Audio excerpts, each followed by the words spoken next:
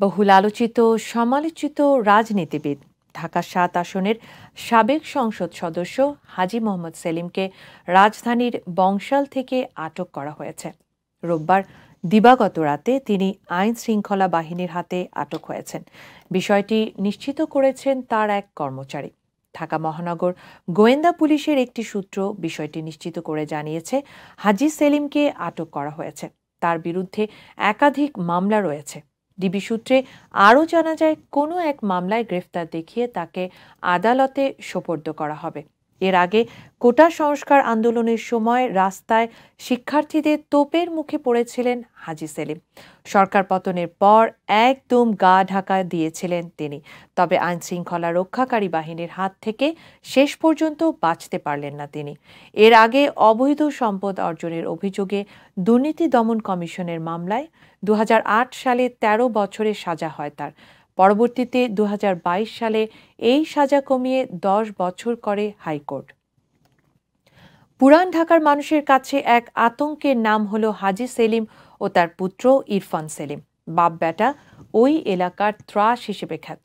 দীর্ঘদিন ধরেই তারা ক্ষমতার প্রভাবে মানুষের মধ্যে ভয় ভীতি সৃষ্টি করে বাসাবাড়ি, মার্কেট, শিক্ষা প্রতিষ্ঠান ও জগন্নাথ বিশ্ববিদ্যালয়ের হল দখল করে আসছে।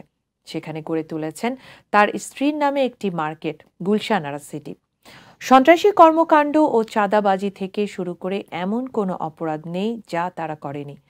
আর শুধু পুরান ঢাকায় নয়, পুরো ঢাকা শহরেই হাজী সেলিম একজন সন্ত্রাসীদের গডফাদার হিসেবে পরিচিত। দীর্ঘদিন ধরেই পুরান ঢাকার মানুষ জিম্মি অবস্থায় বসবাস করে আসছে।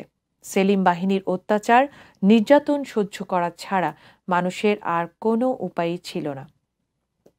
শেখ হাসিনা, ওবায়দুল কাদের আর শেখ ফজলি নূর তাপসের আশ্রয়ে পুরান ঢাকায় ত্রাসের রাজত্ব গড়ে তোলেন সেলিম পরিবার। কয়েক বছর আগে নৌবাহিনীর এক কর্মকর্তাকে মারধরের পর গ্রেফতার হয় ইরফান সেলিম।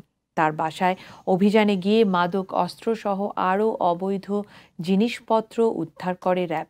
এমনকি তার বাসায় টর্চার সেলও রয়েছে, যেখানে সাধারণ মানুষকে ধরে নিয়ে নির্যাতন করা হতো। এখন আস্তে আস্তে হাজী সেলিম ও তার ছেলের অপকর্মকাণ্ডের ফিরিস্তি বেরিয়ে আসছে।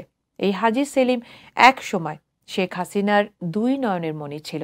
বিরোধী দলকে দমনের জন্য হাজী সেলিম ও তার সন্ত্রাসী বাহিনী ছিল শেখ হাসিনার রিজার্ভ ফোর্স। এক কথায় বললে হাজী সেলিম ছিল শেখ হাসিনার পাহারাদার। তার আশ্রয়ী হাজী সেলিমরা দীর্ঘদিন ধরে অপরাধ কর্মকাণ্ড করে আসছে।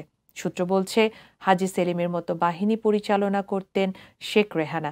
শুধু টর্চার সেল নয়, বাংলাদেশে গুমের নেপথ্যেও রয়েছে সেলিম পরিবার।